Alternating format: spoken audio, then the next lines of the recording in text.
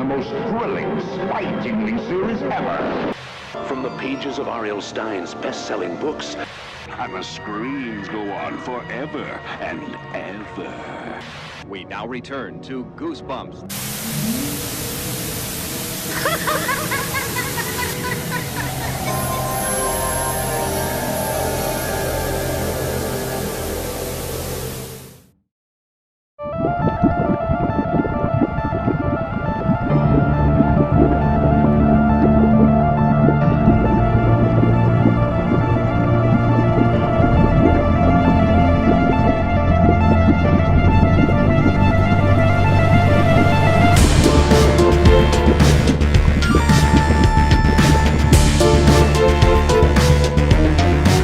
Greetings, Goosebumps fans, young and old, big and small. Welcome back to the Goosebumps Crew Podcast. As always, I'm your host, Isaiah Vargas, also known as the Goosebumps channel on YouTube, Twitter, and Instagram, and I'm joined by the rest of the Goosebumps crew. Goosebumps Odyssey fan Bjorn Panelik, Shawin, Nick Shaw, and the ultimate Goosebumps man, Michael Lilquist. And we're back to talk some more Goosebumps. And we got a very cool episode in store for you guys today. So, of course, we talk a lot about the Goosebumps 90s television series. And we talked with actors, we talked with writers, and all sorts of stuff. But we got to talk about some of the amazing effects that were made for that show. And luckily for us, we have somebody here today who knows a lot about that. So we have... I didn't know there was going to be a quiz. I didn't study. And the question's going to get harder. Ron Stefaniuk. Ron Stefaniuk from Stefaniuk FX Studio, or more recently, StefFX. Nice. And Ron has been the head of the special effects for the Goosebumps 90s television series. So all the creatures, the monsters, the ghouls, werewolves, and all that stuff were created by his studio, and we're very excited to talk with him today about some of those creatures that were featured in the TV show. But before we do that, as always, I gotta say that if you guys are not following or subscribed to the Goosebumps Crew Podcast on YouTube, Spotify, and Apple Podcasts, then frankly, you are not a true Goosebumps fan. Because if you are a true Goosebumps fan, you would be following us, because not only do we have new episodes every Wednesday on the YouTube and Spotify and Apple Podcast channels where we talk about Goosebumps, whether it be books, shows, movies, merch, whatever. But we also, like Ron, have some incredible guests on the podcast, including many people from the Goosebumps 90s television series, actors, including Kai Eric Erickson, Scott Wickware, Cal Dodd, Eugene Lipinski, Ian Clark, Amos Crowley, and most recently, Catherine Long, who is Carly Beth in The Haunted Mask, as well as other folks like Tim Jacobus, the original Goosebumps illustrator, the folks behind Goosebumps the Musical, Danny Bosch and John McClay, and Avery Jones, who puppeteered Slappy in the Goosebumps movies. So, if you guys love Goosebumps, make sure you tune in to the Goosebumps Crew Podcast every Wednesday. All right, let's get on to the main event. So, Ron, you've been doing creature effects and effects in general for many years. Why don't you tell us a little bit about yourself? I guess the simplest thing is to say that my whole family ended up actually in entertainment eventually, which is odd. I have two younger brothers, one that's 4 years and one that's 8 years younger. My youngest brother's a director, a writer. He's been in movies. He's written his own movies and directed the movies that he wrote, including the movies Suck and Phil the Alien. Suck's like a rock and roll vampire film, which we also helped work on that as well. But so my brother does that. My other brother was the associate or resident, associate worldwide director for The Lion King for like 20 years.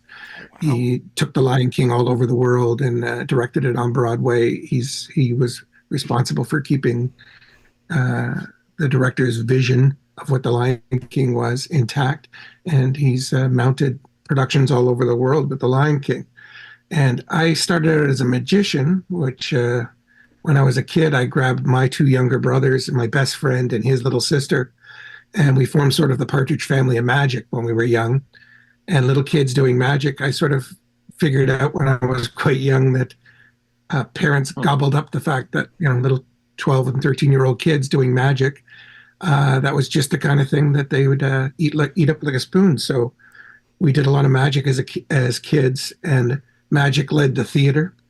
But to do all of that coming out of Ajax, basically people say, well, that's sort of weird. All your brothers, even your mother, ended up being an agent. Why'd you all get into entertainment? And the answer is simple: it's what happens when you grow up in Ajax and you can't play hockey. So, so it's the next best thing. And none of us could play hockey to save our lives. So we all got in show business. Magic led to amateur theater and high school theater. But I started to design the sets inside the shows that I was doing in theater. And whenever we designed the set, because I've been doing magic always found its way into the set. So that started special effects. As we did a production of Jesus Christ Superstar, and when he dies at the end, the cross just fell back away from him, leaving him floating 8 feet in the air. And the thing just fell back and just became part of the floor, silently disappeared into the smoke on the floor. And we started building in sort of effect-like things into shows until I got asked to do a dinosaur for Jacob Tutu and the Dinosaur at Young People's Theatre in Toronto. And we had to build a 24-foot-long walking, talking, singing Diplodocus. And that big puppet started our business. When we walked out on stage with that puppet, the head and neck went into the 6th row. And we built it, and I was in the front half. My buddy Kevin McGrath was in the back half. And when we walked on stage, the head would go into the audience in the 5th or 6th row. The puppet was so big. And crowd went mental, and everybody really enjoyed the work. But when that dinosaur was seen and the press sort of got a hold of it and covered it, every commercial house in town started calling us and said, could you make a talking car engine? Could you make a fridge that throws up? Could you make a... and so that dinosaur started Stefaniuk FX Studio. And so at that time we were designing sets and with my wife and I, Pam Mingo, and we were doing sets and we were doing special effects. We weren't even a special effects concern for longer than I think maybe 2 or 3 years. We'd done a couple of small movies and a couple of commercials and a little bit on one series. And then they said they were doing Goosebumps in town. And we came in and knocked on their door. And I guess it was a good interview because lots of people auditioned for the job. But based on the pitch that I did with Bill Siegler, he hired us in the room. Wow, that's really cool. Nice. Amazing. Nice of him to do that. Absolutely. Awesome. Very glad that he did, because it gave way to some incredible looking monsters and creatures in the Goosebumps TV series. So many to count that if we were going to discuss every single one of them, we'd probably be here all night. But is there 72, 74 episodes? 74 episodes if you count each two-parter as a single episode. So if a two-parter is 2 episodes. Now, I'd like to mention something Bill Siegler said in that meeting. When we started the meeting and we were coming up for what roughly the budget might be and what it was going to cost and what kind of we could expect for how much we'd have to spend on it. When I signed up to do the job, it was, we're going to do however many episodes in the first season. Hopefully there'll be more seasons. But basically the deal is there'll be a monster of the week. It's like Batman. There'll be a monster of the week. We'll have the monster. You do the monster. There might be a little bit of accent stuff and one monster a week. And we'll design it one week. We'll shoot it. We'll build it the next week. We'll shoot it the next week. So we had a rolling over schedule that once the train started, there was always something being designed, something being built, and something being shot. The problem was, as we got going, I think maybe the second episode, how many episodes have you watched that there's one monster in? Every single episode. I think in the Haunted Mass, there's kind the of sixth thing in there. Not even just one. There could be multiple in some episodes. Yeah. So I can imagine. It ended up being a much bigger body of work to get out the door each week, and we didn't have a very big group of people, and there's a lot of people through actually too. Is we had one group in for the first 2/3 or 3/4 of the first year, and then it started to transpose into a totally different group that sort of did the end of the first, the second, and the third year. and then a whole bunch of new people came in towards the end of the third and for the fourth year. So over the scope of the whole production, there was probably 18 or 20 different people that came in along the way. And a lot of the key people that are in the business working here in Toronto now, a lot of them got their start, their first feature jobs working on Goosebumps. Are coming in and working on, some of them was their first jobs in special effects, were working for us. Some were straight out of Sheridan and were students, and some were just new and come to the business, or some came to the business that had only done a couple of things. And as they came in the door, if they had the right attitude and a lot of energy, and they needed lots of energy, they went straight to work. They went straight to work, and some of them that came in just to audition for a job. And I think Graham Cheevers came in to say he was interested in getting work, I think in about the third season. That first day he came into the shop, he said, yeah, go to work on this. And the first day he was here for, I think, 16 hours. So like we were always up against the clock. There was an unrelenting, never-ending, enormous boulder behind us, a volume of work. Because you got to remember, the same people that were designing it, the same people were making it, and the same people that were manning it on set, performing it and applying it, they were all the same people. So it was literally a crazy schedule and crazy timeline. Absolutely. And for those of our audience who've been keeping up with our episodes, in the past we talked with Alan Doucette, who was the series prop master, and Matt DeWild, who worked on, I believe it was partly the first season, like the first about half. 2/3 of season one, halfway, 2/3. So we got to talk to some people in the shop, and while you were certainly the head of that department, there must have been many other people who were involved in that. Who were some of the folks that were involved? Well, Matt mentioned a lot of the ones that were in the first season. And I think he mentioned, I don't know if you can see this, I didn't have a chance to digitize these to send them. But like there was, like I said, the whole job was overlapped. So case in point, the 6 guys that were in the shop all sculpted the masks for the haunted mask, right? Yeah. But when we went to shoot the episode and the heads were on poles, they were all wearing blue screen shirts. They actually, each guy that sculpted his own mask is wearing his mask. Oh wow. That's cool. That's cool. I had no idea about that. I remember Matt DeWild's in one of these too. I remember that much. I'm sure that's Tony Chappell, I'm sure of. And I'm trying to remember who else is in it. Matt had a much better memory of the first year. He mentioned almost everybody that was in the shop. Dan Sheehan was one of them. But and it is true when Matt was mentioning the rumor that is it true that they're based on the 7 deadly sins, as a joke when we realized they needed 7 of them just to give everybody was going to sculpt a mask.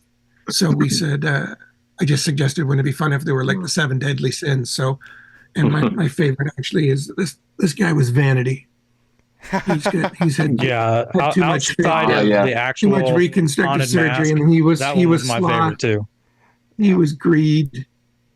But it was just a simple idea to give everybody a hook to start on, because we didn't, in the case of those masks, we were so pressed for time. There was so much in that episode that we didn't even do designs of those. We just suggested a couple of things. Like we suggested the face surgery thing, and then everybody, we just gave them the theme, in a way everybody ran with it. But what was really fun is they got to play them as well, which is a nice sort of insider bit of information, that they're the guys when the heads turn and they smile and grimace at the camera. That's all the guys that made the masks. That's really nice. Wow. And I was playing other cool characters in the show, so I think I'm the only one not wearing a mask, because I was represented, I guess, by the haunted mask. Yeah. Wow. I mean, and that's the same that really I've cool mentioned thing. so many times. Yeah, so you sculpted and designed the Carly Beth haunted mask, is that right? Yes, I did the mask that Carly Beth wore. the ones that whenever there was something more anatomical or more real looking, everybody else in the crew they'd all had experience doing zombies and more realistic things. One of the reasons I got hired for the show is we weren't going to do a lot of gore. We weren't going to do anything truly horrific. And one of the things I had a body of, even though our portfolio wasn't huge, the things I had were, they also did the same thing. We specialized in character design. So, and we always tried to work a little bit of humor into what we did as well, because we got in the business because I liked puppeteering and wearing the suits and doing the radio control work. I didn't like auditioning, and it's a lot easier to decide who's going to be playing the part if you're the one that built it. Right, exactly. Good advice to you monster makers out there. Why did Rick Baker end up in so many of his monsters? I wonder. Hey, who knows it better? Yeah.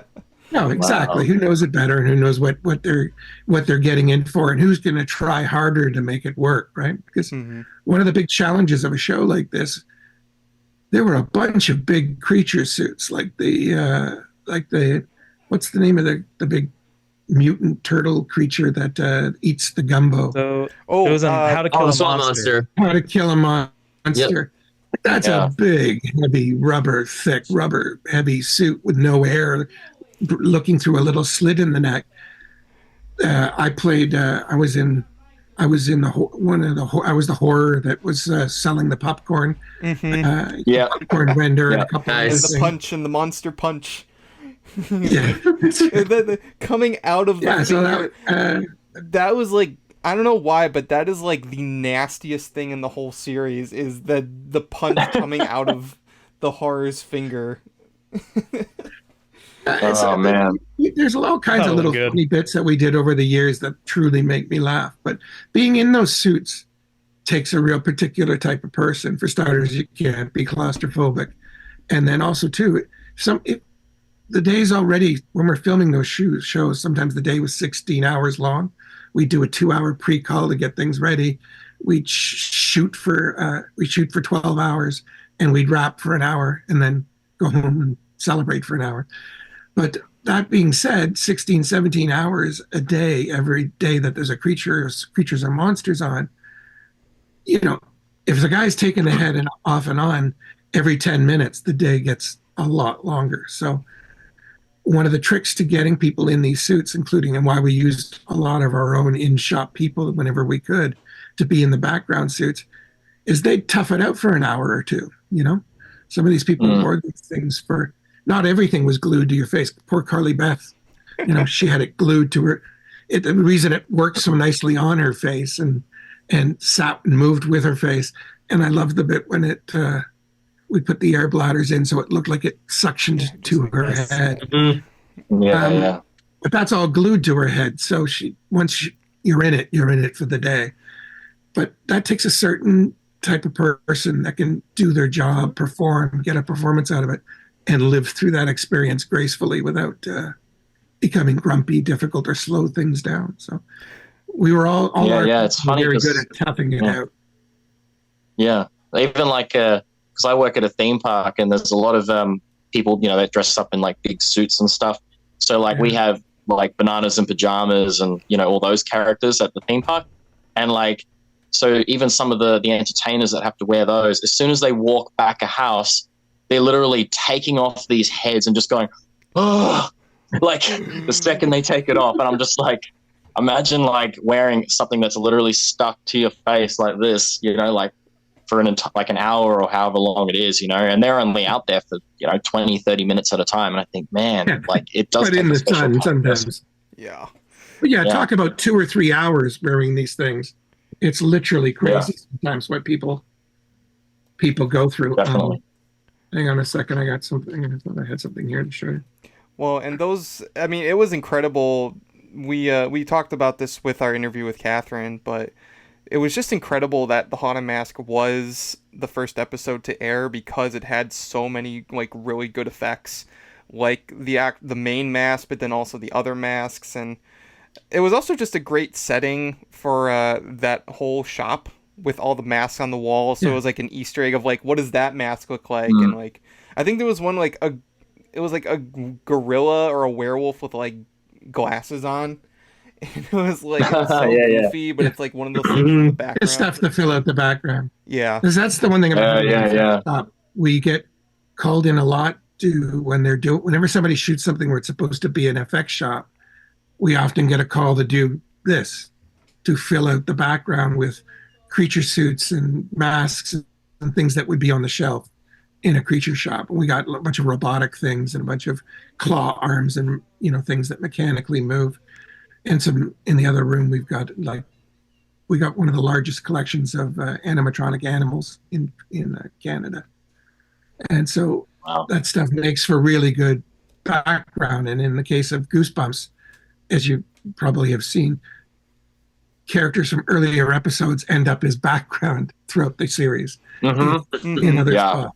Yeah, like I do know that Shock Street was the most prevalent one that comes to my mind. Well, I was at same to say that Shock Street even had some of its characters used, like the fish head guy would be in that episode, but then it would show up again in the last episode, Deep Trouble, with all the fish sea creature people.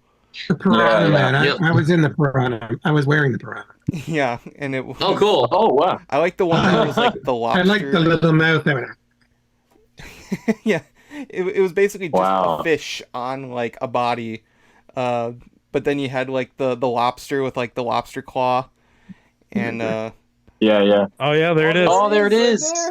There it is, right there. With the creep. Wow, that's so cool. Not to be confused with the blowfish, which is up there. Yeah, that was the that one inflated and shot the quills out of it.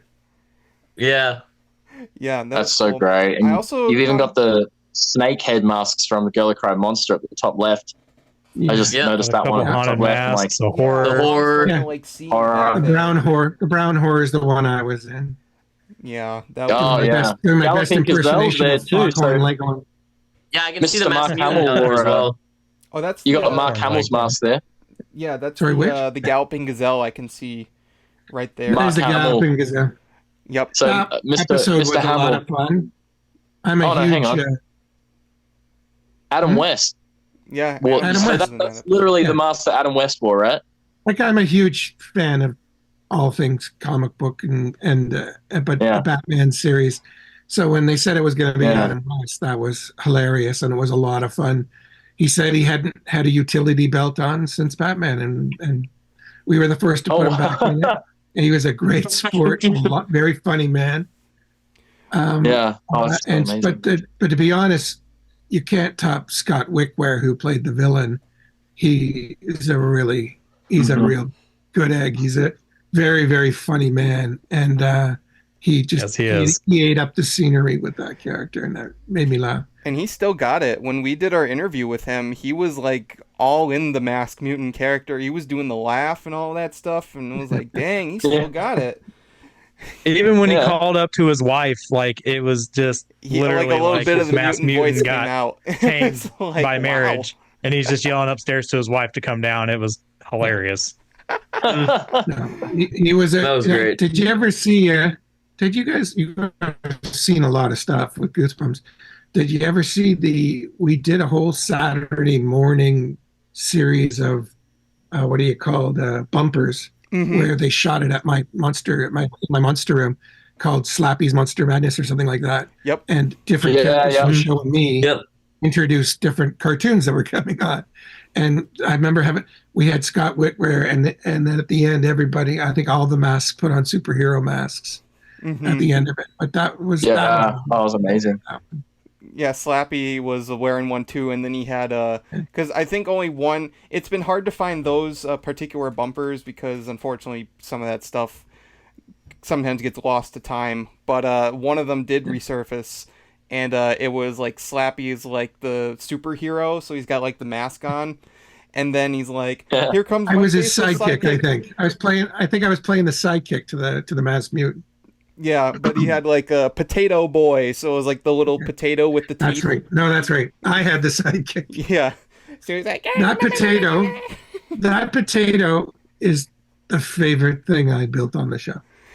It was a great ending to that episode. That bit of business at the end where you took it and it was just holding the potato, and then the lips all curled back to show the sharp teeth in it.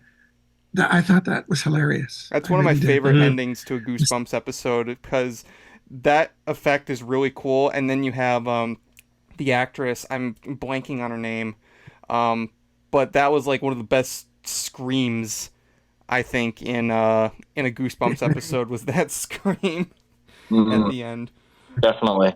Yeah. Right. To give credit where credit is due, there's a long line of people that were in there, but I think I'm pretty sure that when Matt was on, I think at one point or another he mentioned almost everybody that was in the shop that first year, except my wife Pam, who painted a lot of the things. She's a proper painting artist, but she's a set designer, and she painted a lot of the creatures on the show.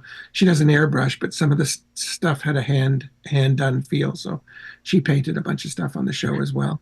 That's really cool. But on that first season that Matt mentioned, Dan Sheehan and Tony Chappell and I'm trying to think of the other. Somebody I just said it a second ago. Sorry, but like I said, he mentioned almost everybody in the first season. But in the second and the third season, the core of the group are people like an old friend of mine that goes all the way back to doing amateur theater, is a woman named Jane Edmondson, who's a wardrobe genius. She's a fabric sewing fabricator of things out of fabric, a lady of the material. She could do anything, and most of these suits that have any kind of fabric in them, like the werewolf suits, we didn't have time to sculpt absolutely everything out of clay and make molds of bodies and do giant clay sculptures, make giant fiberglass molds. So the bodies of the werewolf were actually made more like puppets, more like muscle suits.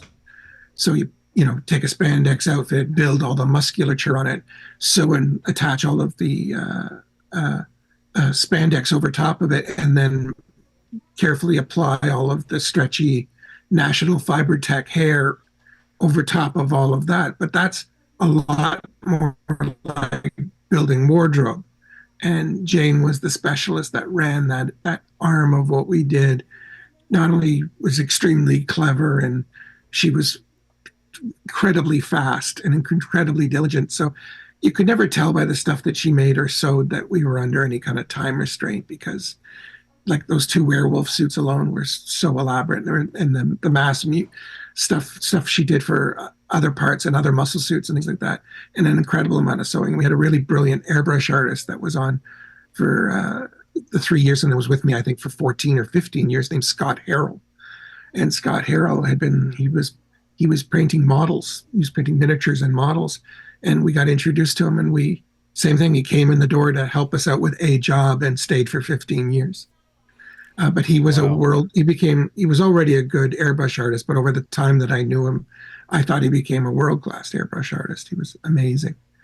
There were the sort of bread and butter meat and potato guys that sort of did the heavy lifting. They weren't the key sculptors. They weren't the key makers. They weren't the key finishers on things or painters, but they were everything in between, and including they did all of the background characters in the end. They were all friends that I knew through comedy and theater and television that I knew from performing. And people like one of my best friends at the time was a guy named Brendan McMurray, and Brendan's in at least 6 of the back. Shocker and Shock Street, Brendan McMurray and Jason Hopley are probably in 5 different outfits in that episode. But they're the guy that, when the werewolves get blown apart, both werewolves in the second werewolf show get blown apart, and there's all the body parts of the werewolves lying on the ground, but they're all twitching and moving. That's a Jason and Brendan and Brad job. Brad Archdeacon, who worked with me for like 20 years, he was like, these are very funny guys, but very stoic. They'll do anything that needs to be done. In this case, get buried in the ground, get all wrapped around one another, get your arms and things. They're buried there for, 45 minutes. You get it all in, you get it all covered, you get it all dressed. Just before we go, it's like 4 o'clock in the morning, 3 o'clock in the morning, whenever they're shooting it at night. as Alan said, we shot a lot at night. And everybody's dying. They're all buried. There's no end there. At the last minute, we decided, it'd be neat if there was sort of smoke coming out from the holes in the ground where it's been blown apart. So we squirted the fog machine underneath with them. So all of that writhing and moving, they didn't have to act. They were clawing for breath, trying to stay alive. That was real. But you got to give people credit where credit is due to Brad and Jason and Brendan, because the guy that'll get buried in the ground for you is a guy you can count on. Absolutely. And we buried them in the ground, and a couple of times, or put him in a slimy blob suit, or put him embedded in a couch. Or they were the guys that got all of those jobs, and top of staying up to 4:00 in the morning, finishing off whatever it is we're trying to get done for the next day. They helped run a lot of molds, helped put a lot of fiberglass on things, helped do a lot of stonework. So they were the bread and butter of the place. Brad and Jason and Scott and Jane for the longest time, and then new people started to come in, like two people that are sort of the head guys over at Masters Effects here in Toronto, Zane Nisley and Graham Cheevers. As I said, Graham came in to audition for a job, and the first day he was there for 14 or 16 hours, and was there for a whole season after that, I think. And Zane was with us for a couple of years, and those were some of their first jobs working with us. But now they do all the big work on TV series at Masters Effects, and they're both really amazing artists. And then another one that's really worth mentioning is Jackie So and Jamie Salmon. Both Jamie came from England. He was working on the Doctor Who series, and he wanted to get his Canadian citizenship. So we had to offer to be a place that would employ him for a year or more. And we sponsored him, and he showed up, and I've never in my life met a better sculptor. And case in point, if you type in Jamie Salmon and oversized realistic statues, he's now a world-renowned artist that his work's in galleries all over the world, where he does those hyper-realistic. He did a hyper-realistic 7-foot-tall David Bowie head. He did this beautiful silicone replica of, I wanted to say Buddha. It's not Buddha. It's not what's the head of that religion? I can't remember what it is. But he did, he's done incredibly beautiful, realistic, artistic, using all the skills that you use in special effects. Like, he's not sculpting all just in rigid. He's doing it in metal. He's doing it in stone. He's doing it in plastics. But he also does work in silicons. So he does these works. So they have the hand punched hairs. It looks like there's beards growing, like the 5 o'clock shadow growing right out of the sculpture. If you type in Jamie Salmon and he actually met Jackie in our shop. They got married. I know at least 3 people that got married in our shop. Jane married Fred. Wow. Fred's a juggler and has been in some of the monster suits. He helped me puppeteer the were-rat bat cat, the big thing. Oh yeah, that's Fred Stinson. But I knew Fred and I knew Jane, and they met at my shop, and they ended up married. Then Jackie and Jamie came into my shop, and they worked there for 4 or 5 years, and they ended up married. So I know his name's not coming to me, but right towards the end, there was another. Adrian Burnett came into my shop and was working on stuff, and he married a woman he met building a giant 6-foot chocolate egg in my shop. So I didn't realize that Stefaniuk FX Studio was also a version of the dating game, but apparently it is. Wow, must have been doing something right. Speaking of Fred, I believe you said that he was. I got it wrong. I had to look it up. I was so sure. You're right. It was indeed. Where is his name? Peter Jarvis played the mummy in the show. The pictures I have, and I've got like 6 really funny pictures of Fred getting in the mummy and out of the mummy. I realized while I was looking at Slappy's Monster Madness, he was the mummy in Slappy's Monster Madness for the bumpers for Saturday morning television. That's why I was so sure it was Fred. And I knew Fred was on Goosebumps. Fred's also the puppeteer that did Rocky. You know, I did Slappy, he did Rocky. Mm-hmm. The gangster. Which ventriloquist dummy. We found out that he puppeteered a bunch of stuff with me, including the Were Rat back then. He helped puppeteer Mortman when we were doing Mortman as well. Speaking of Slappy, we should probably bring up that good old Slap Boy, because I know Bjorn certainly wanted to know about that. So Slappy, I mean, he's the most popular, iconic Goosebumps character of all time, and his interpretation in the TV show, the 90s show, is one of the most well-known outside of the books. He's my my favorite thing in the entire world. Just letting you know, Ron. As a kid, I used to watch the episode relentlessly. Like I would, because like the Australian copy of the VHS had Night of the Living Dummy 2 and 3 on it, as opposed to the American copy only had the third one. So I used to watch it literally like every day when I was a kid. Like I would watch it, rewind it, watch it again, rewind it, literally to the point that I just destroyed that VHS tape. So I was so obsessed with the design, and that was always my sort of question if I ever got the chance, was what went into the creative process of designing Slappy for this? Like what was the intention like behind designing, like even like just the color of his hair and, you know, those sort of things? Like what, like the decision making on his design, like what did it sort of come down to? My wife Pam and I did a lot of the character illustrations originally when we first started, at least a lot of the illustrations that we used for the first 2 seasons. To be honest, as we went along, the timetable, there kept being more and more monsters. The timetable got worse and worse. In the end, we ended up not even doing the sketches. In the end, we would do the rough up of the sculpture, take a picture of that and say, it's going to look like that. And they would go, yeah, that's good. It's good. we could sculpt it almost as fast as we could get a sketch to them. So by the time, there was no time for somebody to approve the sketch, hardly at all. So don't get me wrong, they wanted to approve it and we wanted to see it. But generally what we did is the 3rd and 4th year, we did a rough up of the sculpture for a lot of the heads and then got them to sign off on that, which was a much truer version of what they were going to get. But in the beginning, there was actually illustrations of it. And I remember I did a rough version of what I thought it was going to be, and Pam turned it into a better tool drawing and then colorized the drawing.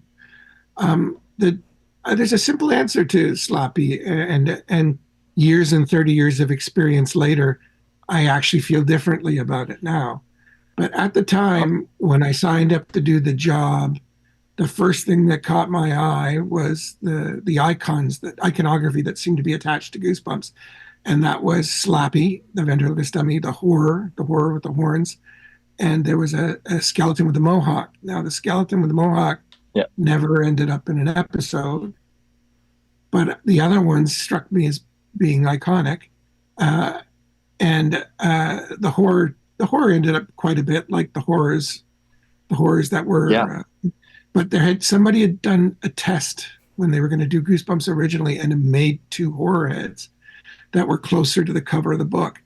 And all I wanted to do when we did the horrors was embellish that look a little bit without leaving it. The horns were the same, and we just got rid of the sort of alien oval eyes because we were going to use our real eyes. We figured the guy could act, so we made the proportions of the face closer to the face, so whoever wore it, in this case I was one of them, could get a character through the face. So that's why that just changed a little bit. But Slappy's simpler than that. When I'd been working in magic and comedy clubs and working with every geek act in town for 10 years when I did this.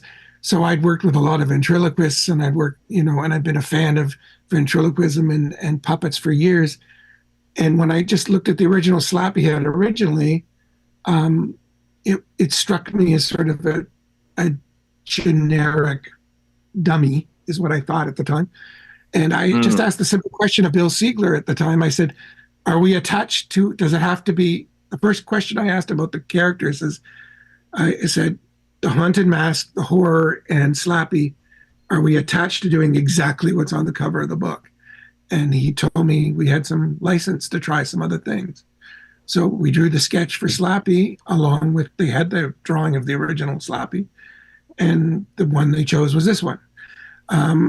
This one I thought had just some more character in his face, is in the sense that he still has all the trappings of a classic ventriloquist dummy, but the texture in the hair is just something I thought would.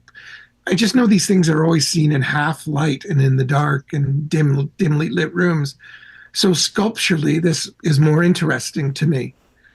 But 30 years later, and I look at the iconography of the show, it probably had been better for all parties concerned if it had looked exactly like the cover of the book, just for the continuity of the brand, which is what they did in the movie. But people didn't like this. This puppet was well received by people, and I don't remember a lot of hate mail where people said that doesn't look like Slappy. We seem to get a lot of positive reaction to him, actually. But I thought it played better under the lights. That was that was why he's sculpted the way he is so that he looked better in ominous lighting. Well, that's the thing that's why I made the idea that the brow should work, like I did the animatronics in his head. I agree. He just he looks more. I thought that too. Like, because like he does look like more of a generic looking ventriloquist dummy just on the covers of the books themselves. So he does have a lot more character in the show, and this is the defining version of Slappy to Goosebump fans anyway. Like when people think of Slappy, like this is the one they think of first. You know what I mean? And also, I love the design so much. Also, this version of Slappy is one that you could, because I mean, I know a lot of people say like ventriloquist dummies are creepy and scary, and when you look at the one on the cover of the book, even if it wasn't like in the lighting it is, I don't think anyone would look at the book Slappy and be like, I want that. They'd be like, please get that thing away from me. But this one, it looks like any other ventriloquist dummy, so it's almost unassuming in its nature, but you can still like make it enough where it can be creepy in certain scenarios, but normal in others. Do you know, I don't know if you know classic ventriloquism, but do you know who I mean when I say Charlie McCarthy and Mortimer Snerd? Yes. So Edgar Bergen had Charlie McCarthy, who was very much the prototype base level ventriloquist dummy, closer to the picture from the book.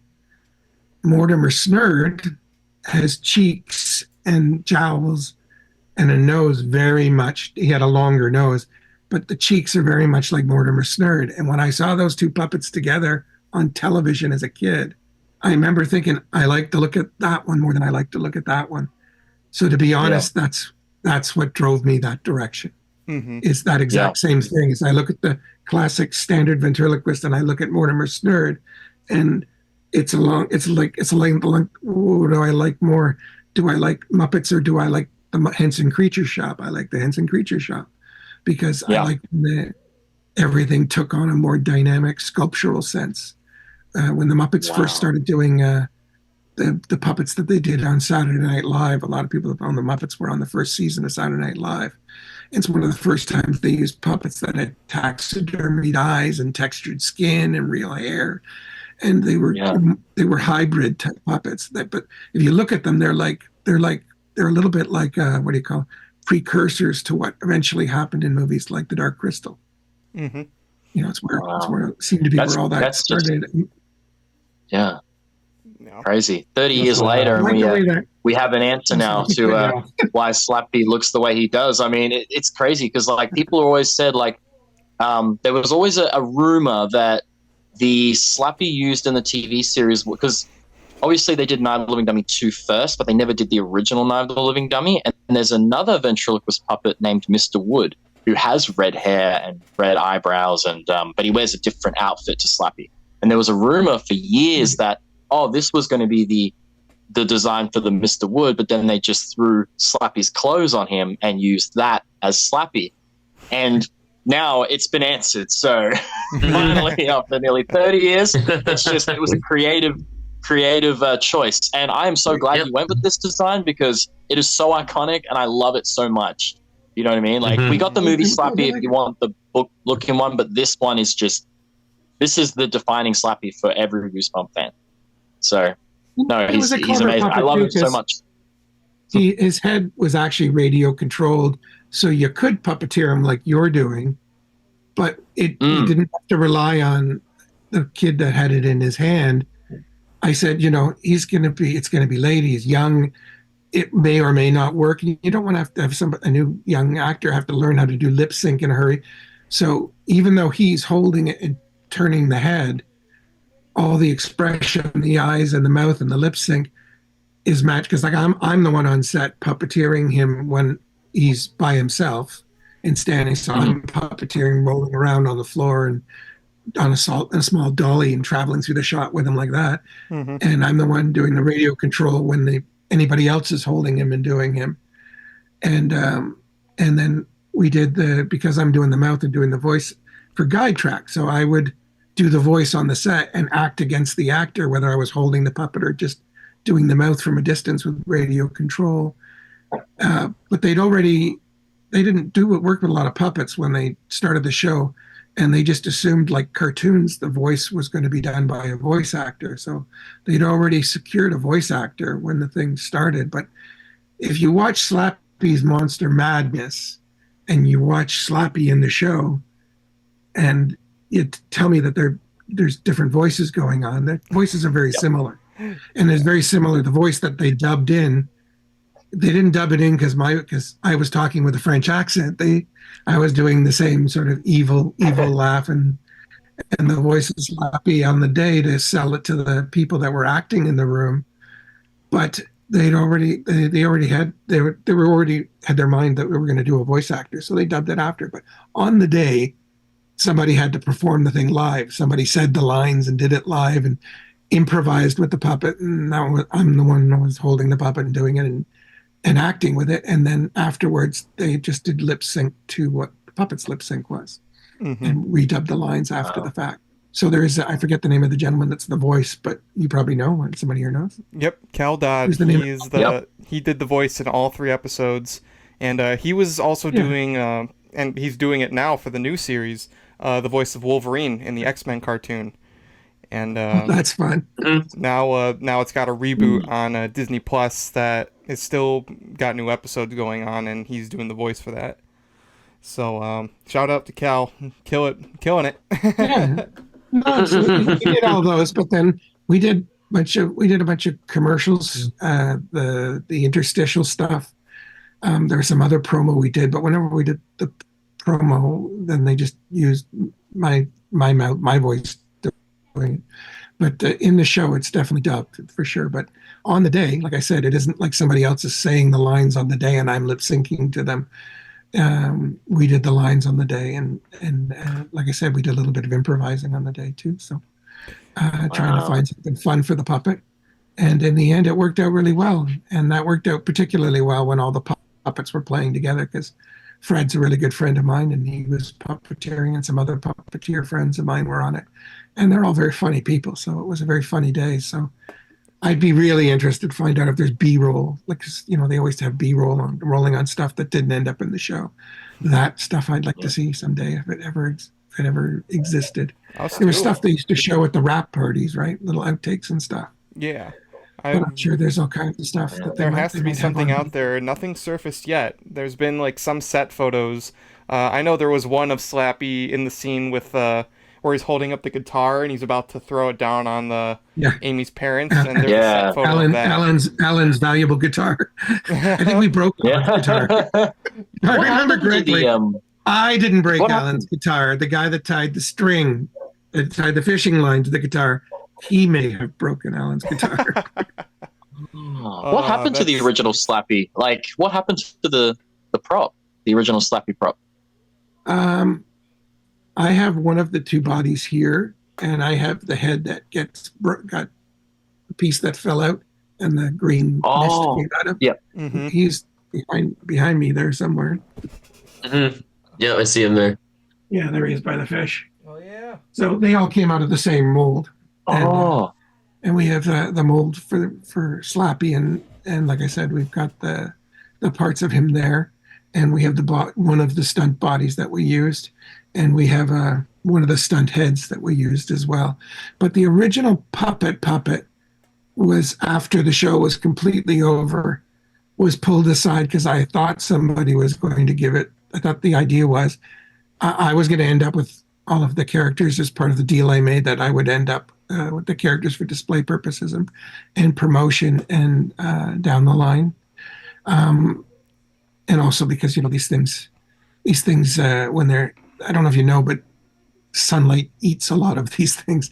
Sunlight. I'm going to tell you about something else about eating puppets. People say it's a shame that they rot.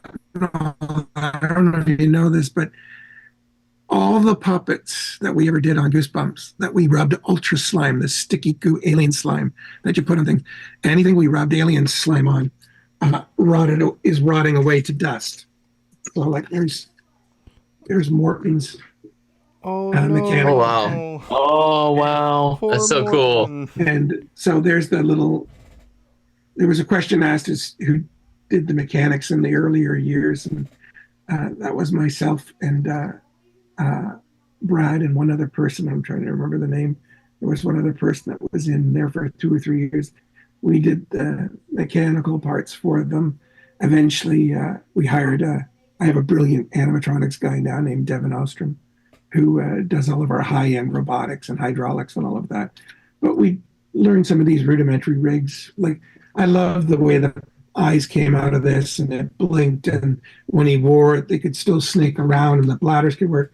But if you've ever seen a picture, people think, well, that's just he didn't take care of it. If you've ever seen a picture of what Hoggle looks like from Labyrinth these days, he looks just like that. He looks completely, he's turned into dust. Yeah. So sunlight and slime both rot these things. So the ones that I've got behind me and in that other room beside me over there, all the ones that have lasted are ones that didn't have goo all over them.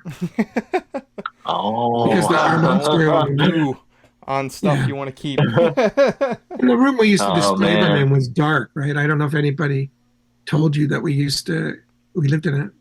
the building where I did Goosebumps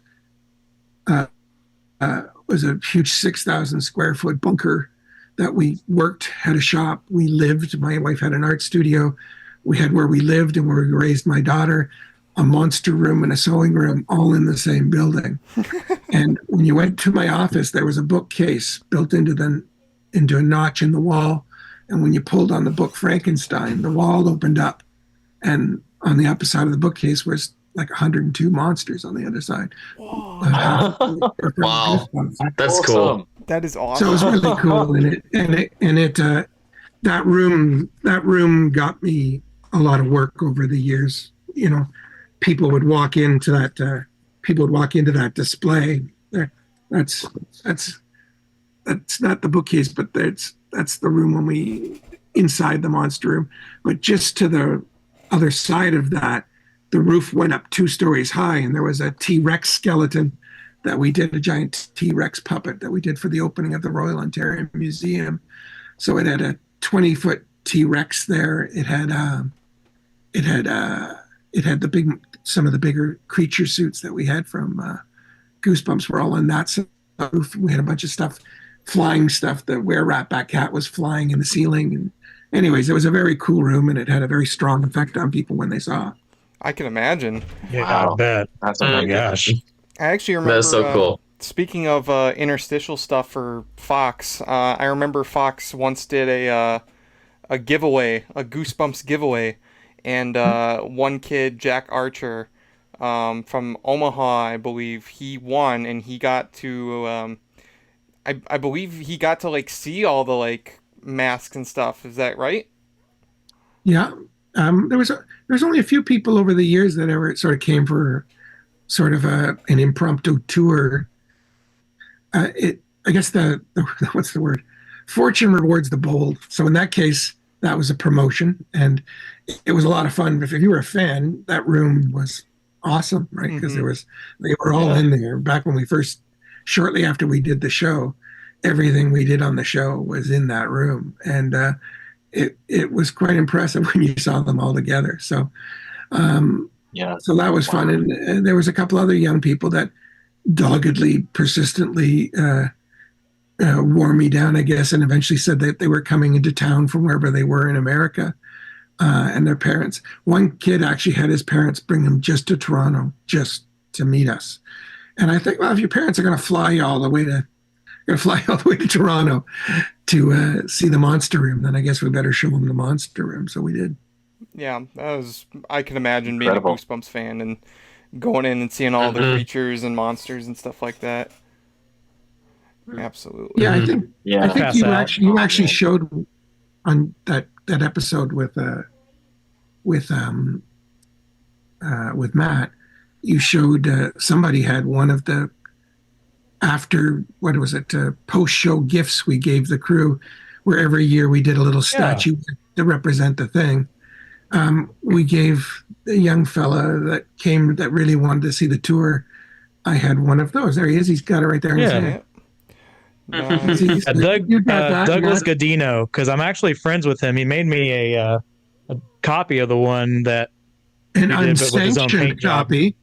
But then this one actually, Matt DeWild was nice enough to make for me Oh, that's nice. and sign for me. So Once again, from the original mold, right? Matt sculpted that yes, Yep. that's. one. I bet you don't have these. Look at Oh, I do not have That's the those. werewolf. That's the werewolf. That is cool. And on the Never back, So even cool. seen those. hang on a sec. This is good. Yeah, so you said they got the I'm gonna say werewolf. See, the only and one I ever horror. knew about was this one because of Doug. See what it says on that one. Howl. Is that it's been a howl? Oh my god. That's so cool. That's awesome. No way. That looks so Like- cool.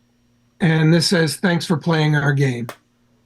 That's Nice. so awesome. The game So shows. cool, man. I love that. Like, thank you for showing that. I mean, there you go, Yeah. Nick. You got your haunted mask now. I need to get a slappy, I need to get a slappy mold or something.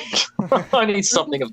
Yeah. I mean, the guy that made this did a really We good. definitely have the mold stashed away in the loft somewhere. So, and we also have that's the fiberglass head behind me, so we could also do a casting off the fiberglass head. That's really cool. But it's been fun to have all the stuff and keep all the stuff, because as Yeah. people come by, when they come by to see the place, and the amount of people over the years of all the stuff we've ever done, that like 25 years later, when we're working on we're working on the TV show The Boys, and I don't know if any of you guys ever seen that one. Is I love that Yeah, show.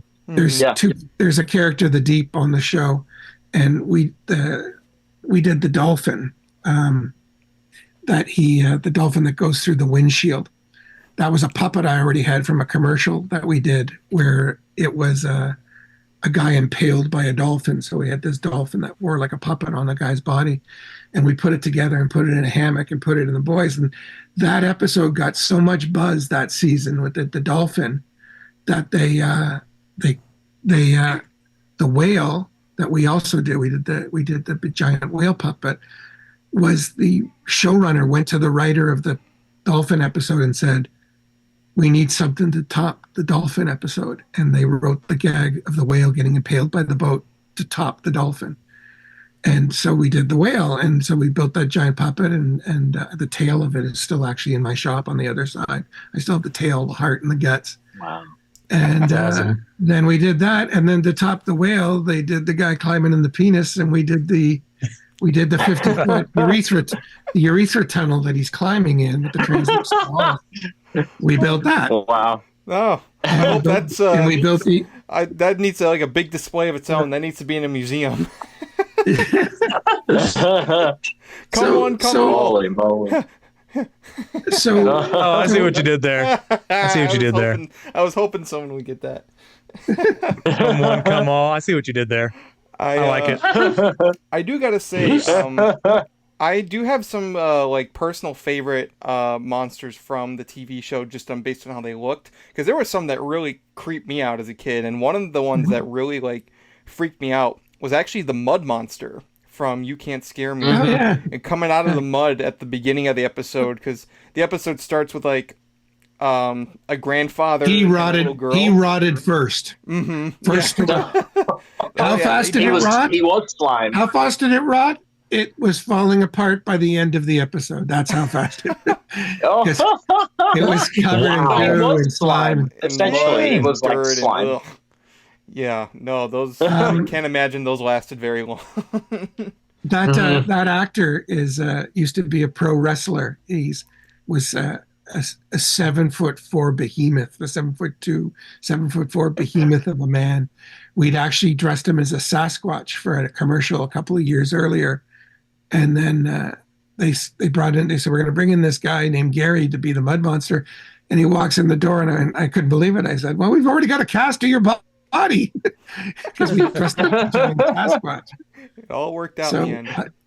Yeah, so he was a really good sport. That was a tough suit to wear. And once it was covered with all that goo and slime, it weighed another 25, 30 pounds with moisture attached. I'm surprised he could stand up in it once it was sopping wet. Yeah, I was about to say, and then you had all the rain and stuff like that, and then all of a sudden everything's all...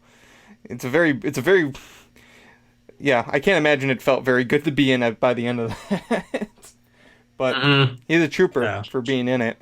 Yeah. Another one I really we had some of the guys that were in the suits were incredible sports, and it's one thing to live through it. It's one thing to not complain and make the day longer, but to find a performance and make it funny or make it interesting or make it scary, that's a whole nother trick. And that's the Scott Wickwares and of the world, and guys that were in some of these suits. Fred, who I said did the Were Rat Bat Cat. He was in the How to Kill a Monster too. He was in that big turtle monster. Was cool.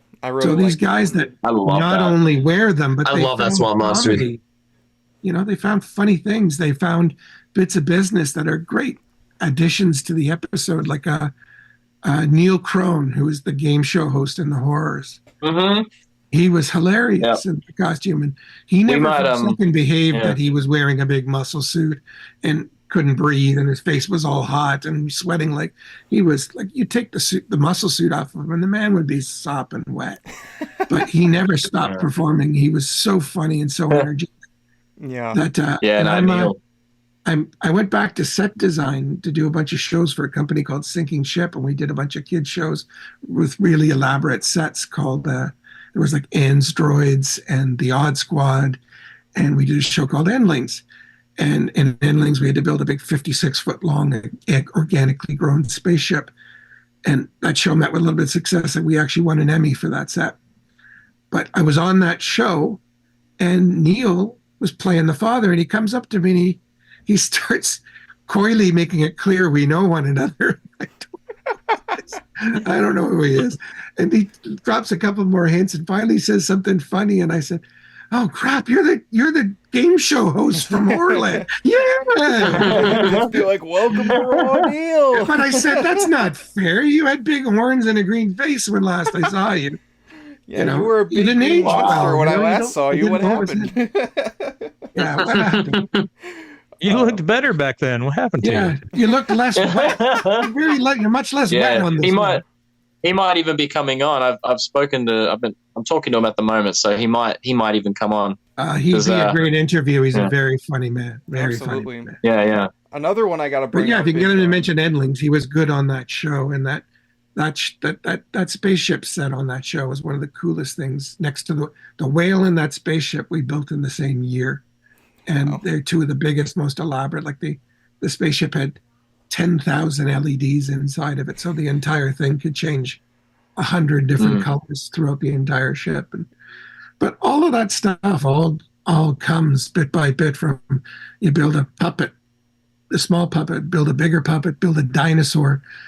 We did a Godzilla puppet for a play. We did the dinosaur for another play.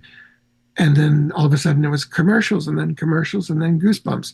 But all those things incrementally just build the palette of what you can do, and we get more and more interesting people. And then you find a really good airbrush artist like Scott Harrell. You find a really good animatronics genius like Devin Austrom, and you bring these people all together, and the scope of what you can do gets wider and wider and weirder until we're moving an intercontinental ballistic whale out of a warehouse where it's being lifted by a 60-foot crane.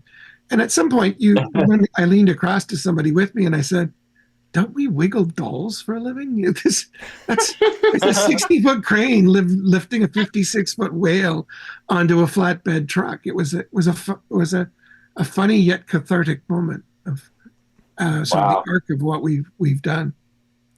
I would be something to be very proud of. I loved that episode too. And it's funny to know that, like, growing up watching Goosebumps, now I'm watching your work in The Boys, more specifically, because again, I love that show. The whale was so realistic looking. Like, I could totally see. I want to say, like, the actors who were in that scene were probably really gagging, because it did seem so realistic inside, and I'm not sure what it smelled like, but hopefully not like a true dead whale. Probably smell like the whale. Goosebumps apply to what happened on the whale, which is when we were working on Goosebumps, we had to learn to be crazy fast. Where how do you make something that still aesthetically looks interesting is what you're trying to do design-wise, fits the needs of what they're doing to tell their story, but you can get off of from sculpture through molding, through making, through painting, through animatronics. You got to get that all 3 or 4 things all built in 1 week while you're on set puppeteering something else, while you're designing the next 2 episodes, while you're going to the meetings. We got incredibly quick at what we were doing, and the people that we brought in, we started to develop a network of people that could churn out these incredible projects and impossible timelines. And that comes full circle to from everything we learned working on Goosebumps and the commercials we did for 8 years around the time of Goosebumps led to the fact when somebody came to me and said, if you go on my website, there's a very realistically manatee in the water beside a dolphin. They're in the ocean, out in the ocean, and they're both sticking out of the water like that. They called me up and said, we need a 8-foot manatee floating in the water acting beside a real dolphin, real enough to look like it belongs with the dolphin, in the Bahamas in 8 days. In eight days. Wow. Now, an animatronic hydraulic creature like that, made out of urethane rubber and fiberglass, and sculpted in giant armatures and big giant molds, that takes easily a month to make. 5 weeks would be a normal amount of time to make. To make it in 8 days it's impossible. I defy anybody else to line up to say, yeah, I'll do that. I'll volunteer to do that. So not only did we do it, but if you look at the manatee, there's nothing when you see the manatee that tells you it was built in a hurry. And when we did it, there was only 3 professionals on the job. There was a woman named Karen Velo, who we worked on, I don't know if you remember a kid's show called The Big Comfy Couch. Her and her husband created The Big Comfy Couch, and I built The Big Comfy Couch. That was about when we were doing sets for kids shows. And but we had Karen, who was a sculptor, and we had Dan, who was a fabricator and all-around monster guy.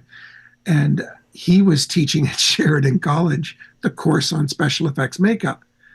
So when we got the job, everybody in town, the town was booming. We needed to get more people on there. So we had to he brought the entire class. He brought 12 students. So we had 3 professionals and 12 students who had never even mixed a pot of fiberglass in their life, had to build this puppet in 8 days. But that would have been impossible if not for the experience of Goosebumps. Oh, yeah. And learning to create the volume of work that was coming out the door. Like a lot of people sometimes look at Goosebumps and go, well, that's not the way I would do it, or that we should have a little bit more finesse, or this should be a little bit more of this. Yeah, you try to do it in 3 days. Exactly. You know, you try to make these things in 3 days. Well, you've had where every Friday that we were on that show, Goosebumps, every Friday, every second Friday for I think the episodes, it took us 5 months to shoot a season, 5 months a year for 4 years. Our Thursday we worked all day, finished the day working, worked all night to finish what we were building, finished painting it at 6 o'clock in the morning, drove it to set, put it on the person, got it ready, got the puppets all ready, shot for 16 hours, cleaned up for an hour, came back and celebrated for an hour, which made it for a 42-hour long day. People say, well, I've been awake for 42 hours. I'm not talking about being awake for 42 hours. I'm talking about being at pitch level, on point with what we're doing, building, painting, performing, packing, and dealing with animatronics for 42 hours straight. Yeah. Every second Friday for 4 years. That's a tall order. Yeah. But what that allowed was for that whale to happen in the time it did. It's the thing that allowed us to make a manatee in 8 days. It steeled the group of people that we worked with to find ways to work around impossible timelines and ridiculous budget requirements. Absolutely. Because that's the story that's not told when you look at these things. They don't come with subtitles that say, do you know how much this cost and how few days there were and how many things were going on at the time? that story doesn't ever get told. And also, too, our group that was building it, it was never more than 7 people. Like, we had different people come and go. There was probably 30 people over the run of 4 years. But I don't think at any point on the show, other than Horrorland, there was ever more than 7 people in the shop. Wow. That's incredible. Which is saying something. Well, it's crazy. I gotta ask. It really does. Unbelievable. That's so Unbelievable. impressive. Yeah. And I'm surprised you still have hair to this day. Like, I figured at this point it would that just wasn't torn out. Let's put it this way. Yeah, a full head too. I've got pictures here where I got brown hair in some of them. But by the time we were doing Goosebumps, I was definitely more salt and pepper. Now I'm definitely more salt. Definitely more salt. Well, I gotta salt ask. and pepper. It was starting to come into the gray. The gray was coming in, the sideburns and the beard. It was starting to come in by the time we were a year out of Goosebumps because of crazy nights and stress. And I can imagine. But you know what made also another thing that made it possible? Particularly in the season 2, 3, and 4, the core group that was in that time, they were really good friends of mine, but they were very, very funny people. And if you ever want to get through an impossible situation, surround yourself with a hardworking group with a good sense of humor. And people like Brendan and my brother who worked on the show, and my brother Rob who did the movie Suck. And Jason and Brad, these are funny people. Like, they were funny when they were on like Jason, the guy where the guy's getting electrocuted in the chair. Yeah. You should see the 3 outtakes before the one that they used, because he got more and more ridiculous with the shaking and vibrating and speaking in tongues, and breaking into show tunes. He was doing just about anything to get a laugh when he was getting electrocuted. And then you see the one where he's doing, and that's already outrageous enough. But people in the suits making jokes and making these things funny, they made intolerable, pressurized pressure cooker situations. That's how we kept doing it, is because there was nothing that, the day was finally, the 40-hour day was over. Everybody'd have a couple of drinks. We'd start laughing about it again. And before you know it, things that were tragic 8 hours ago were funny again. It all seemed like life and death to get it out the door. But once you're talking about it after the fact, you go, you got to say you're lucky, blessed, as it were, to work in a business where you get a never-ending flow of creative projects. You're working with funny friends and funny people and creative geniuses. You're working with all these creative people doing creative projects, and with a family that worked together as a unit and laughing while you did it. That's, there are a lot of hard ways to make a living. At the time when we were doing it, I didn't think this was even with a 40-hour day every two weeks. I didn't think it was a hard way to make a living. I actually thought I only wanted one thing from life when I started this. I wanted life to be interesting. And it certainly turned out to be that. Absolutely. Well, I got to ask really quick, in sort of addition to that, you did so much stuff for the show, and by all means, it sounds like it was fun, but definitely difficult. What was probably the most difficult episode to work on? Do you know? I have 3 episodes that I only have 3 episodes that I hate, and I never talk about. Well, we'll move on. they were because it was late in the game, and we'd been at it for a while, and every single time we'd been given an insurmountable problem, we'd come up with a way to overcome the problem until it was time to make the intercontinental ballistic penis worm. I mean, fair. There wasn't time at that time to make a giant worm. There wasn't effects to make a miniature set to do what should have been done, which was it should have been a rod puppet in a miniature set. Would have worked out really nice. Mm-hmm. But nobody wasn't any ready to build a miniature set. There was, but they wanted something to come out of the ground to suggest there was a big worm coming out. But we could only make 7 or 8 feet of it. But when you take 7 or 8 feet of a worm and have it come out of a missile silo out of the floor, it only looks like one thing. So yeah, that is true. Not a proud moment, but I don't like most people. I don't judge what we were doing by the 1 or 2 losses. I judge it by our batting average of 72 times we knocked it out of the park. So. Absolutely. But that one, the worms one, was hard. I think it was hard for everybody. I seem to remember they gave the job of wrangling the worms had a lot to do with Alan. I seem to remember a lot of people getting up Alan's nose about whether or not these worms were going to survive. And you go, these are worms that we're buying from a bait shop. Worms that go on hooks in a bait shop. Yeah, and we're talking about those kind of worms, and you're worried whether or not these worms are going to survive. You know what I find very funny about this business is whenever we build an animatronic animal or something, or a giraffe, somebody very adamantly says, no animals were harmed in making this spot. This is an animatronic giraffe. It's blah, blah, it's a fake giraffe. It's not real. And they very proudly say that, and they put the big sign on the end that says, no animals were harmed in the making of this thing.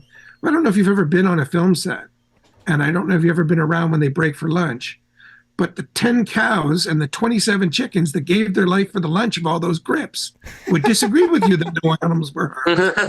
Yeah. Mm-hmm. I'm pretty sure that leather belt and those running shoes came off a cow's ass and he didn't lend them to you. I'm pretty sure. So I think a few animals maybe took a couple of dents in making the show. In the filming. Every bit of leather on the show, all the glues on the show, all of that. Yeah, people go, well, you don't want to use that because that. So you say, make an artificial one. So we're making an artificial ostrich. And we go, you can't use any ostrich parts. And I go, well, it's covered with ostrich feathers. Where do you think ostrich feathers come from?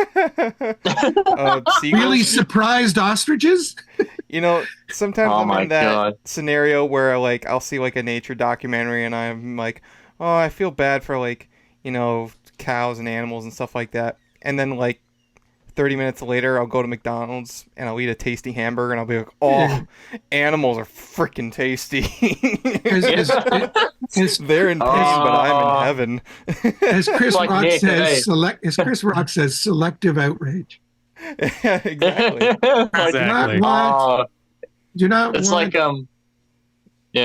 We talk about this all the time. Nick and I were like little pigs are so cute, like little baby pigs, but goddamn bacon. It's pretty good. It's pretty good. When they're babies, it's cute. When they're adults, it's bacon, ham, prosciutto, everything that comes from that animal, man. It's like Homer Simpson says. It's like rather than talk about the worst episodes, I'll tell you what 2 things that were obviously I enjoyed being in the horror, and I really loved the work we did on Horrorland. I'm really proud of what happened in The Haunted Mask, and I think both of those sort of go without saying. But the character that spoke to me the most actually wasn't just because of what we made. It was like what Catherine Long did in The Haunted Mask. Catherine Long looked so desperate and so upset, and her eyes told you the story of how scared she was just through her eyes and through looking through the mask. That I was always wildly impressed in that. But the girl that I thought, as well as Catherine, that did the best job of looking horrified by what had happened to her was this girl that turned into a pig. that girl, when she realized she's a pig and she's feeling her face, I believed every second of that performance that she looked horrified that she'd been turned into a pig. I loved what we did with the mask. Yeah. I love the fact that it's flocked and it's fuzzy. It's got fuzz on it. Uh-huh. Like Miss Piggy. Yeah. It's like a really obscene version of Miss Piggy. I love the way it worked on her face. She wore the mask well and moved her face well. Because you got to sort of overact with your face a little bit when you're wearing these things. But the look combined with her performance, I thought without doing a really gross, scary monster, I thought that was the most horrific thing we did on Goosebumps, was the horror in Carly Beth's eyes and in her face. Like, she had this thing where she'd tremble her lower lip when she was sitting there crying, and her lower lip started to quiver. And I went, I totally believe that this kid is terrified. They're two of my favorite scary moments on the show. I love that. My other favorite moment is I actually heard Matt say that I didn't do the animatronics on the show, and that hurt my feelings. I built the mechanics in the shrunken head. Now, the shrunken head here, I'm really proud of this. This is about as big as somewhere between, it's smaller than a softball, bigger than a hardball. But, I have a reason for being proud of this. The brow went up and down and left and right on both brows. The eyes blink. The eyes go left and right. And my favorite thing is the jaw not only opened and shut, but it went side to side so it could chew. And that chewing motion, I thought, was hilarious. And when he was concentrating and looking at him and he gets mad, he starts grinding his teeth like that. And I thought, from a performance point of view, I love that. But right after we did this, like 2 years after we did this project, I was one of the puppeteers on Bride of Chucky.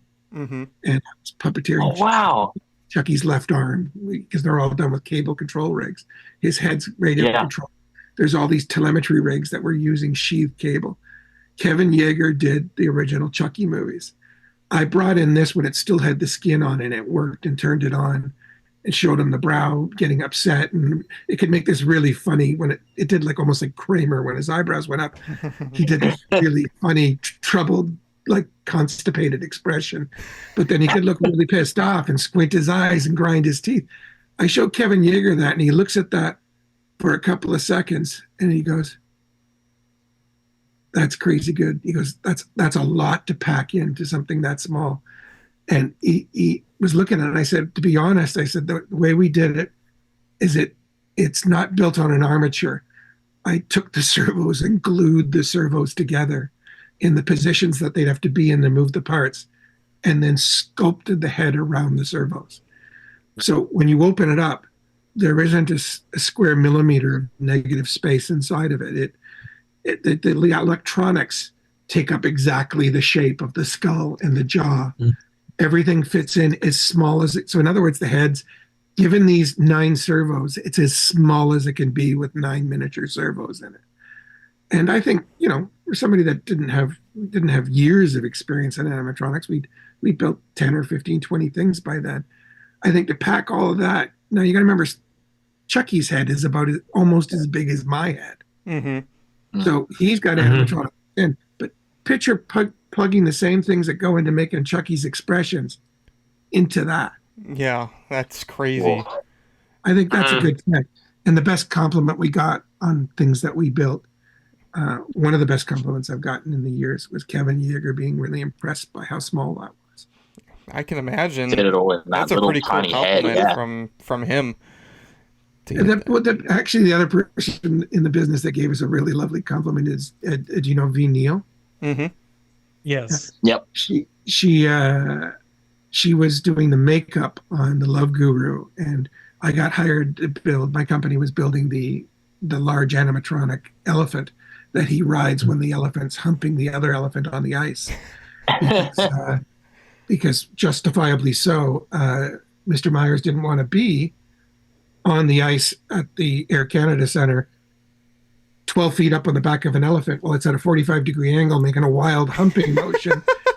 He didn't want to be on a real elephant while it was doing that. So we built this huge animatronic hydraulic giant mammoth puppet that had all this hydraulic gear on it. And it was sitting there behind what they were doing. They were setting up on the ice, and there was a carpet that went all the way across the ice, and V. Neal was walking towards us down the rink, and she's coming from the other net. And as she got closer to us, she got just past center ice, and we're just over the next, what do you call what's the line called between center line and the goal? I'm actually where you go offside, the line that you go offside. We're somewhere between the goal and that offside line. And as she crosses center ice, the elephant and the gear is all there, and we're filming as all this filament, and Mike Myers is on that.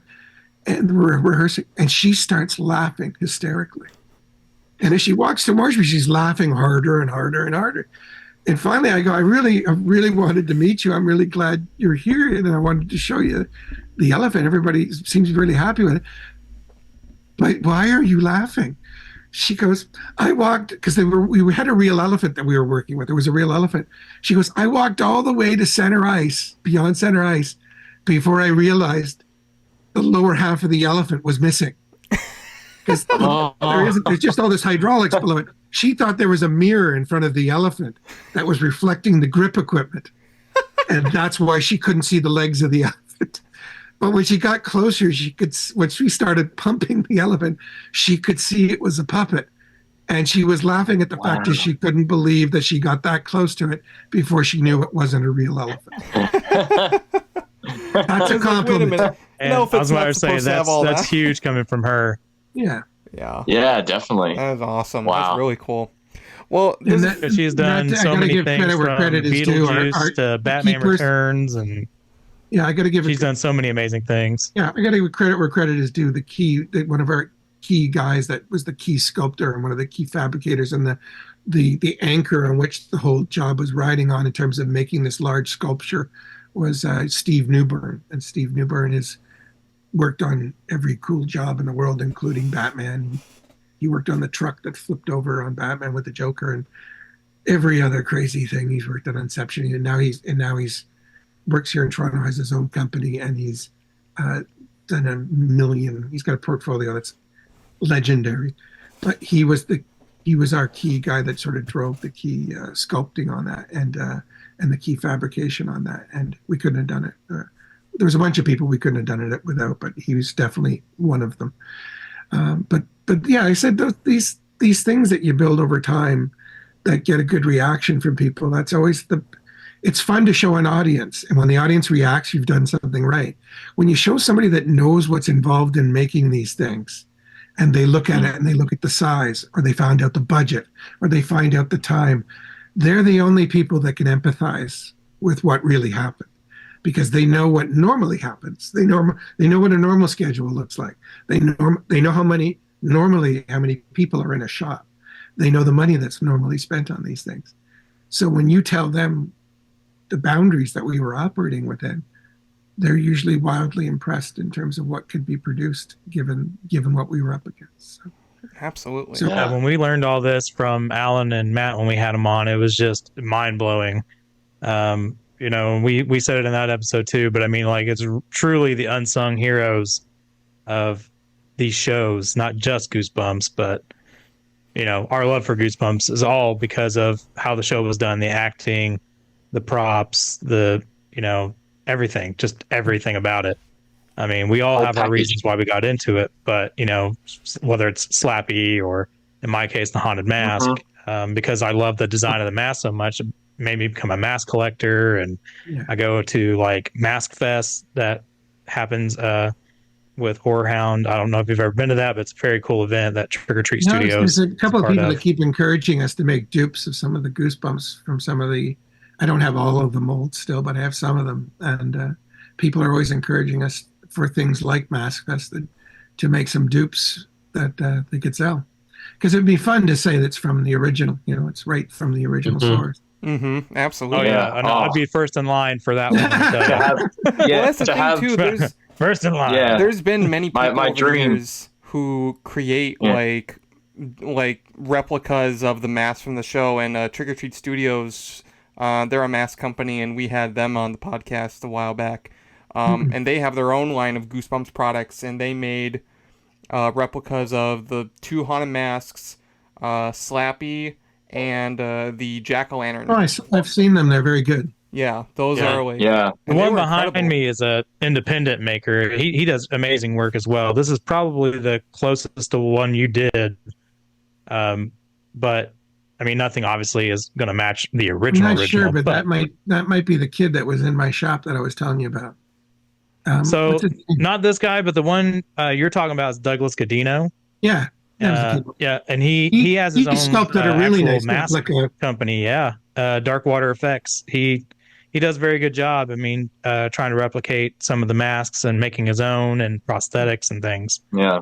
Probably all inspired again from just. He did a good job of getting all the Goosebumps. really tiny details of the haunted mask. He did a really good job of getting them all in there. Mm-hmm. Yeah. No, that's a this dream one come here, true. Like, and I have 100%. another one. It's actually got the acrylic teeth in Yeah. it rather the than acrylic the teeth were rubber ones nice. here. Yeah, That's the thing that puts it rubber over one the here, top. Little bits of shine and stuff. Yeah. which is what we were talking about with Catherine yesterday. It really adds that like wet, realistic effect when she's fully taken over. Well, you get the fact that the mask transitioned as it went along, right? When it first went on her, Yes. it fit like a mask, and then it fit like a snug mask, but it still had foam teeth. And then as it went on, it got a glisten to the skin, and then eventually it got more sunken eyes, and then it got the acrylic teeth in the gums. And I thought that was really nice. Not a lot was made of it, but it was a really nice subtle transition that showed that the thing was getting more and more hold of her. Mm-hmm. So yeah, no, Exactly, and I like crazy, that like- carried over in part 2 with Steve wearing the old man mask, and the more like grotesque it became, and he started like actually transforming his hands and, like were becoming like wrinkly and like just like it was like, and then you had like the spiders in the hair. Like sometimes it'd be fake spiders, but there was one shot where it's real spiders like crawling on his face. He's no like, spiders were yeah, harmed. the shot on his bed when the mask was throbbing, almost like a spider sack, and with real spiders crawling on it, I thought was like the creepiest shot in that episode to me. It was just so well done. Yeah. Yeah, no, it's just crazy. Like, Trick or Treat Studios, I'm pretty sure the Chucky doll that they got on there was, I think it was from one of the original molds or something. So like you were saying, people would, I'm sure there's Goosebump fans out there that would absolutely die to have like an original haunted mask. Like for me, like a dream come true would be to have an actual Slappy made from like the original mold. Like that's a dream come true. It's always nice when you see from these warehouse sales and things like that. Like Rick Baker just sold a whole bunch of stuff from his deep collection, where you actually get documentation that says this is a film ready prop that was used, where they'll tell you quite specifically where it was used in the film, and he authenticates that this was the one that was used on camera. Because it's when people collect, I think, isn't that the be all and the end all of a collector? Is it's a camera used mask or prop. Mm-hmm. Absolutely. Oh yeah. There's yeah. people selling You can actually go auctions. find the moment in the show where you go, that's this. Yeah. That's the one. So like, the one, for Nick, so it there's would one be to guy have we a talked haunted about mask. with Catherine. Oh, sorry. Go ahead. Oh, like for you, Nick, it'd be like to have a screen used haunted mask, and for me, it would be like a screen used Slappy. Like that would be it. Like we've got original scripts that we used on set. Oh, great. But yeah, imagine having like one of the original props. Like I have one prop, which is probably the best prop I have, but it's actually from the Goosebumps movie. It was one of the original lawn gnomes they used in the movie, and I have like the actual still photo of where it was used in the movie. It was the one that's like staring through the window in one shot. So I ended up getting one of those, and even Avery Jones, who puppeteered Slappy, and it was like, goddamn, I can't believe you got one and I didn't get one. I'm like, I had connections at the time. The lawn gnome episodes was one of my other favorite things. Oh yeah, I love that episode. It was hilarious that we painted his eyes like badly painted, like you see those lawn gnomes where it's just got really badly painted drawn. We painted that on his eyelids, and then gave him little sharp teeth. And when he comes up close to him and he pops his eyes open and bares his teeth, that was another fun moment in the show. But an even funnier moment is we had styrofoam versions of the same thing, right? Where we had a styrofoam version of the styrofoam version of the same thing, right? So they were posable styrofoam, but when they weren't side by side, we're getting ready to do this shot, and the styrofoam ones have been sitting around, and we're getting ready to do something, and somebody said, "Clear away the gnome prop." And a grip went by to grab the gnome prop, and it wasn't the prop; it was the little guy. He was just standing there, facing away from him, and he grabbed a hold of him, and he goes, "Hey!" They freaked me out. those lawn gnomes actually freaked me out as a kid. Lawn gnomes popping their eyes open. I thought that was a really fun, scary moment. Well, especially when they're like, you guys had Ron Oliver on the show? Yes, we did have Ron Oliver. Yeah, Ron Oliver and I started in the same magic club in Toronto called the Little Night Magic. We both performed at a comedy cabaret magic show that was in downtown Toronto. It ran for 15 years with all different acts got booked into it. But I'd met Ron Oliver doing magic and then found out and started to know more about him because he was also at that time getting started. He was doing Hello, Mary Lou Prom Night 2 and working on horror movies. And so we crossed on two fronts. We were just getting into making monsters. He was directing and writing, and we both came out of the same magic club. So by the time we got on Goosebumps and saw that Ron was going to do a whole bunch of them, that was, like I said, I like to work with people that make me laugh. Ron is one of the all-time funny guys, and he always made me laugh on set, and he's always up and always really there for his cast and everybody. He always kept the mood really light and friendly and happy. There was none of the directing with an iron fist. He directed with charm and humor is how he did it, I guess. And he was always ran a really smooth operation. But I remember one thing that really caught in my mind that it's funny that I didn't know until years later when he became famous and the story became relevant to me again, is Ryan Gosling was on the show, right? So he's playing a kid. And I remember this moment like it was yesterday, really distinctly. I was getting something ready to shoot, but I was just on the other side of where they were shooting. And Ryan Gosling was getting a little upset because he was trying to capture something in a scene. He didn't feel he was getting it right. He was getting worried. It was late in the night. He was worried that evening was going on. And he was getting quite agitated and worried that he wasn't. And Ron came over to be like a good director and talk to him and make him understand that things going to be okay. He gave him this little advice, but he ended the advice with a very simple sentence where he said, and besides, don't worry, kid, you're going to be a huge star. And I remember thinking to myself, that's really nice for him to say, and that's really funny. But he said, you're going to be a huge star. I didn't realize that at the time that Ron knew and believed that that was true. And sure enough, then I think probably 5 or 6 years later, all of a sudden I hear Ryan Gosling's a big star and become a bigger star. And now he's a bigger, just keeps getting bigger and bigger. Mm-hmm. But I remember when he was doing that part, Ron coming over and says, do this, you're going to be fine, but you got nothing to worry about, kid. You're going to be a huge star. I almost walked up to Ron afterwards to say, that was really nice, but why'd you say that? I'm sure his answer would have been, he is going to be a huge star. Mm-hmm. He knew. God damn. That's crazy. Ryan no question about it. To have on the podcast, because from what Ron has told us, he is still very much in tune with his time on Goosebumps. In fact, actually, I believe at the premiere of his upcoming movie, Fall Guy, somebody actually approached him with a Say Cheese and Die poster, and he signed it, and he was like, oh, I remember that. He was like...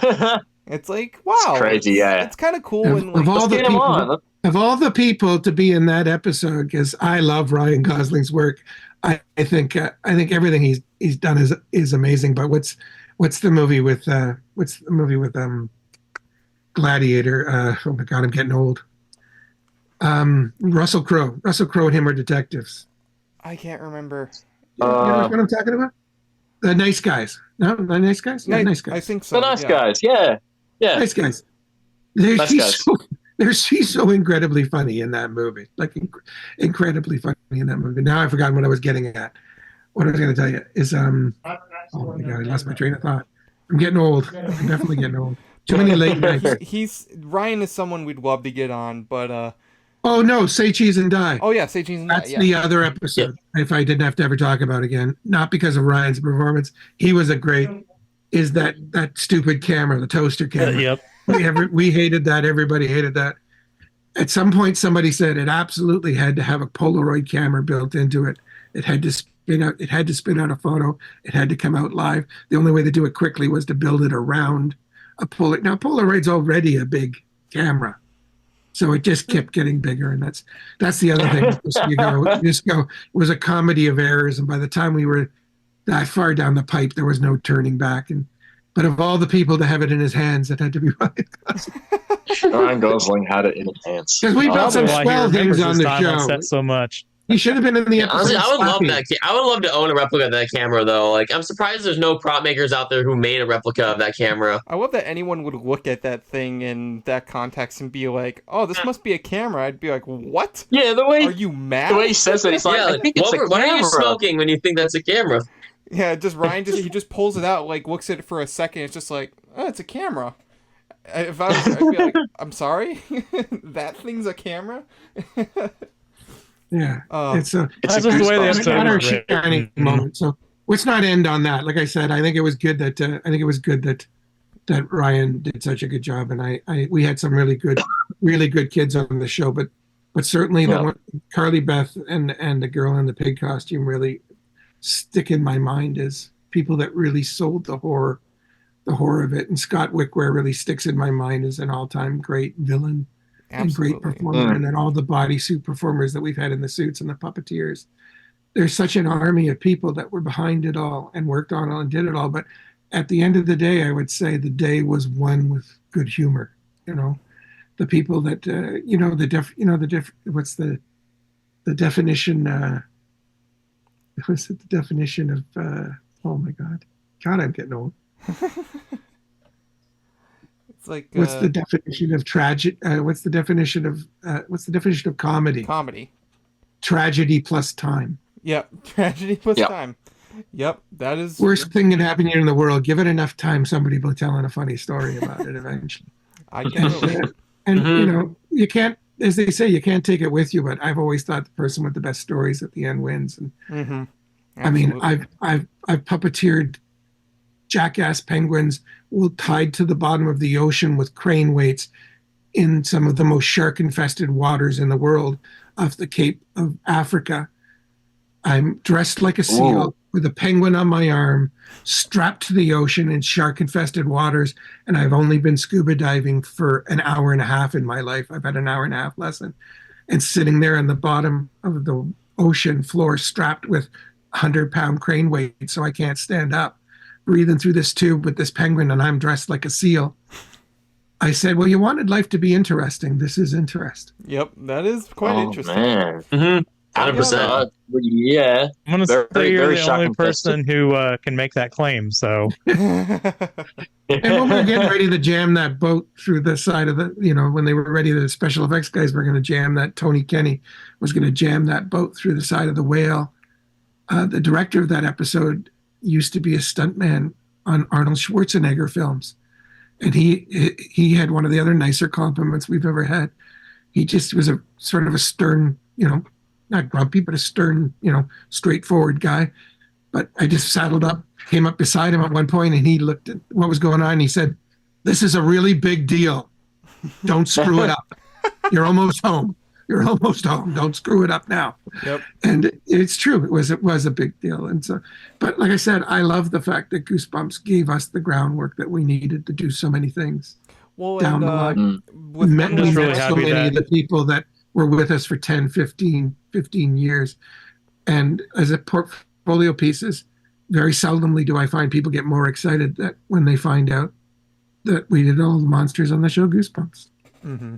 Absolutely. And with and that can be said honestly for so many of the guests we've had, like Eric Erickson said the same thing. He said of all the projects that I do, he's like, I still get more fan mail about Goosebumps than anything else.